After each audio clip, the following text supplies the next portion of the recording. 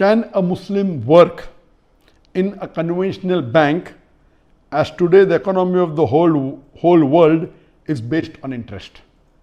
No. A Muslim cannot work in a conventional bank which is based on riba and interest, because riba is a major sin. And according to Imam Adhabi, he places riba as the 12th major sin in Islam.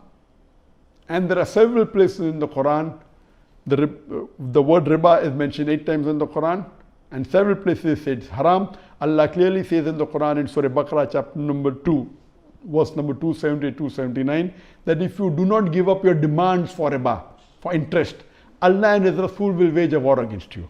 So working in a company which is fully haram, if I ask the question, can you work in an alcoholic company? And the Muslims say no.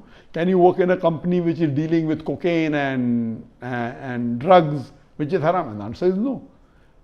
Alcohol is the 19th major sin in Islam. So the answer is no for that. How can you work in a conventional bank?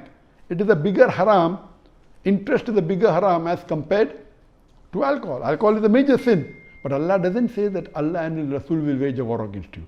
So if you deal in riba, directly or indirectly, then Allah and His Rasul will wage a war against you. So working in any position in a conventional bank, whether as a manager, whether as a deputy manager, whether as a clerk, whether as an accountant, whether as a doorkeeper, all these is haram. And even if the world is based on interest, you should not deal with it. Yes, the other alternative is you can work in an Islamic bank which is based on the Islamic Sharia, that is permitted.